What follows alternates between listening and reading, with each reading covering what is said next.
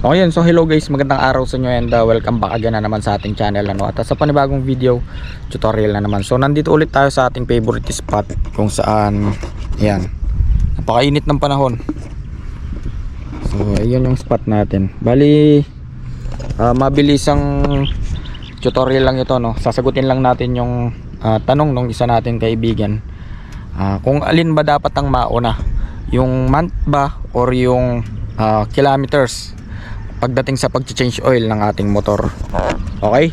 So kapag kasi first for example mga boss, brand new yung unit nyo, pinapabalik tayo sa kasa, no? First 500 kilometers, so balik na tayo, change oil na nila yan. Kapag wala pa namang 1 month na reach nyo na yung 500 kilometers, so obligado na kayong mag change oil, no? Then kapag hindi nyo pa na reach yung 500 kilometers, tapos more than 1 month na, so lumagpas pa sa 1 month, obligado pa rin kayo mag change oil.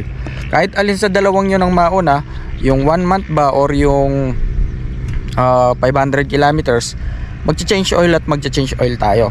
Yun kasi ang standard ng PMS natin, ano. Sa pagcha-change oil naman, sa palagay ko yung 1 month masyadong mabilis siguro. 2 months or 3 months, basta kahit alin dyan, nasa inyo naman yan. Pero mas maganda kung titignan nyo yung owner's manual nyo para makita nyo kung alin ba talaga ang dapat sundin. Pero para sa akin kasi mga boss, 3 months yun, maximum na yung 3 months, kasi hindi naman tayo pare-parehas ng routine sa buhay, ano. Yung iba sobrang busy, kaya kahit na ma-reach pa nila yung 500, 1,000, 1,500, 2,000 kilometers, wala naman silang time, di ba? Then minsan pa nga lumalagpas pa ng 3 months, 4 months, 5 months, ganun, gawa ng sobrang busy nila sa personal na bagay, lalong lalo na yung mga nagtatrabaho, which is naranasan ko yan mga boss, ano. Yung tipong gustong gusto mong i-PMS yung motor mo pero wala kang time, gawa ng sobrang busy mo sa yun nga, trabaho, at isang araw lang yung day off mo. And yung iba naman kasi mga boss, sa first 1,000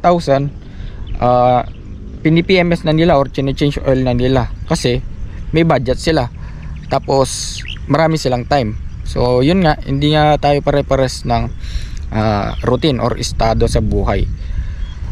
So bali yun lang naman mga boss.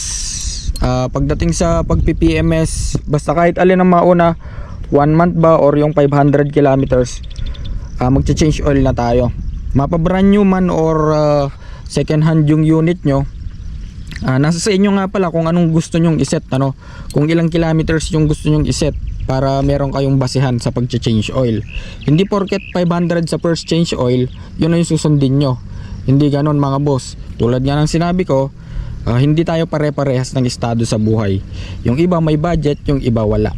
So dun pa rin tayo sa mandatory, kung saan sila mas makakatipid at kung saan sila mas komportable.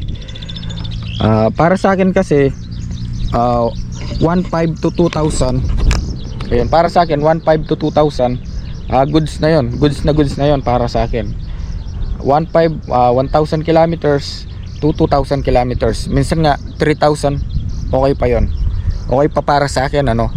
Pero sa iba, yun nga, since naalaga nila yung motor nila, nag-change oil sila 500, 1,000. So depende rin naman yan mga boss.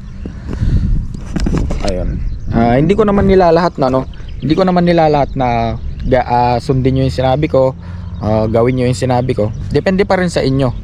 So kumbaga basihan lang yung mileage at yung ating month. Yun, so bali hanggang dito na lang mga boss.